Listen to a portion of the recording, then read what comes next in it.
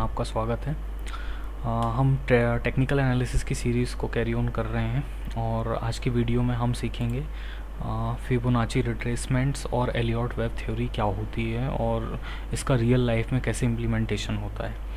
तो सबसे पहले मैं बता दूं, फिबोनाची जो सीक्वेंस है, फिबोनाची सीक्वेंस है बहुत ही ओल्ड सीक्वेंस है और ये यूजुअली नंबर्स को ऐड ऑन करके बनता है, लाइक 1 देन 1+1 देन जो रिज़ल्ट आता है फिर उस पर प्रीवियस नंबर को ऐड ऑन करके नेक्स्ट नंबर की वैल्यू आती है। इसके कुछ गोल्डन रेशियो होते हैं, जैसे 0 पॉइंट, अभी मैं आपको सब चीज़ें डिटेल में बता दूंगा। सबसे पहले मैं आपको बता देता हूँ, ये निफ्टी का चार्ट है और आज 16 अप्रैल है।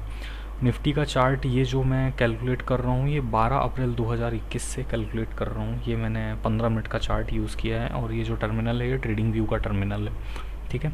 तो सबसे पहले मैंने यहाँ से एक ट्रेंड लाइन करी और उसके बाद सेकंड ट्रेंड लाइन मैंने 15 मिनट की चार्ट में जब बनाई तो ये एक प्रकार से चैनल लाइन बन रही है, जो कि ओपन चैनल लाइन है जिसमें एक्सपांशन हो रहा है।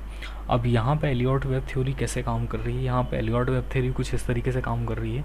सपोज़ करिए कि एलियट वेब थ्योरी, पहले मैं आपको बता देता हूँ होती क्या है। एलियट वेब थ्योरी ये है, सबसे पहले एक ये जो छोटी वाली वेब्स दिख रही हैं इसके अंदर, ये तो माइनॉट वेव होती हैं। मतलब फंडामेंटली राल्फ नेल्सन एलियट ने ये कहा था कि जो मार्केट होता है वो कुछ वेब्स में चलता है। तो जैसे समुंदर का पानी होता है ना, समुद्र का पानी ऊपर नीचे होता है वेब्स की तरह, उसी तरीके से स्टॉक मार्केट भी वेब की तरह चलता है। तो फंडा वहाँ से निकल कर आया, बट उस वेब के अंदर भी बहुत सारी छोटी छोटी वेब्स होती हैं। एक्चुअल में इसमें 5 इम्पल्सिव वेव्स होती हैं, 1 2 3 4 5, ये 5 इम्पल्सिव वेव्स हैं। फिर उसके बाद में 1 2 3 ये करेक्शन वेव्स हैं। तो मार्केट चाहे बड़ी साइकिल में चले या छोटी साइकिल में चले, अल्टीमेटली उसको चलना वेव में ही है। तो पहले हर एक वेव के अंदर भी देख रहे होंगे कि आप 5 टाइप की ये वेव्स बन रही हैं और फिर 3 करेक्शन वेव्स आ रही हैं। तो ये एक्चुअल फंडा है। लेकिन ये फंडा काम तब करता है जब हम इसको फिबोनाची सीक्वेंस, मतलब फिबोनाची रिट्रेसमेंट लेवल के साथ यूज़ करते हैं। तो इसलिए मैं ये जो चार्ट है ये काफ़ी स्पेसिफिक चार्ट है और मैं आपको बताना इसलिए चाहता हूँ क्योंकि यहाँ से आपकी एक्चुअल लर्निंग स्टार्ट होगी।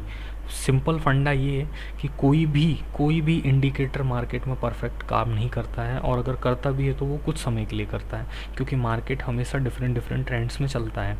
तो आप केवल इस पर्टिकुलर इन्फॉर्मेशन का नॉलेज ले सकते हैं और मार्केट के बिहेवियर को समझने के बाद ही आप उस पर्टिकुलर स्ट्रेटजी को अप्लाई करेंगे।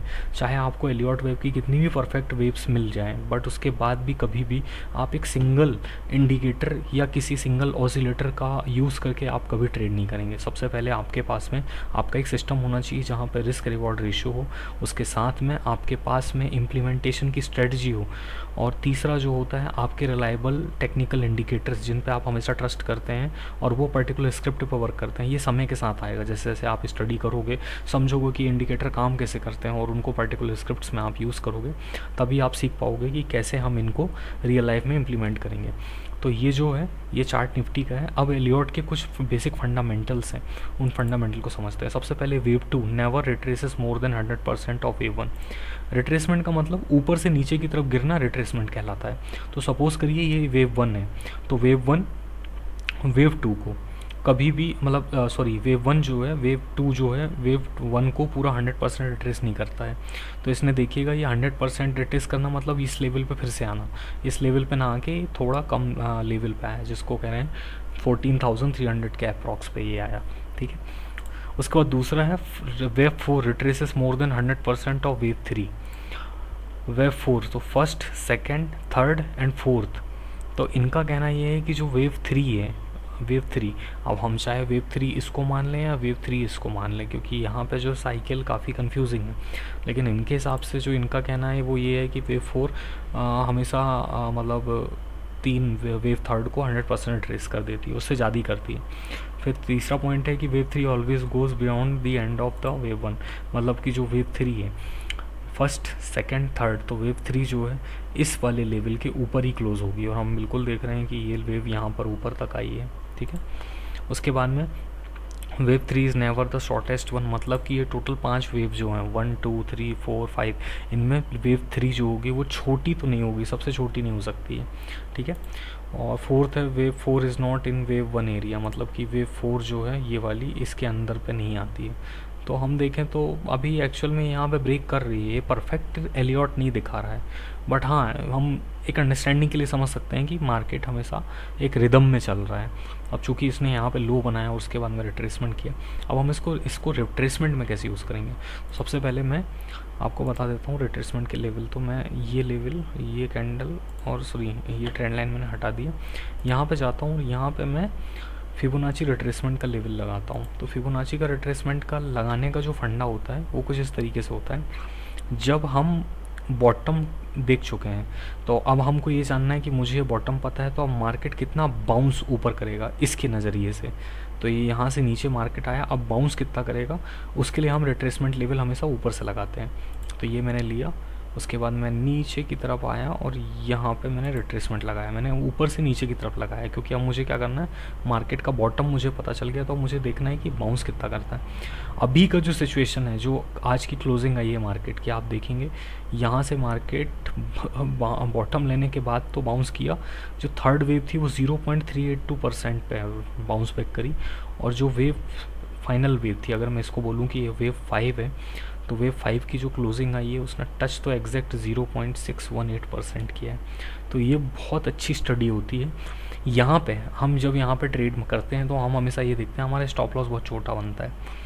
हम एक लेवल पे पर्टिकुलर, अगर सपोज़ करिए कि मुझे ये टॉप पता है कि इस टॉप से अब मुझे बॉटम पता चल गया, अब मुझे ये पर्टिकुलर एरिया जो आने वाला है इसको अगर मुझे ट्रेड करना है, तो मैं एटलीस्ट इन लेवल्स को लगा के ये तो डिफाइन कर सकता हूँ कि मैं स्टॉप लॉस कहाँ होगा।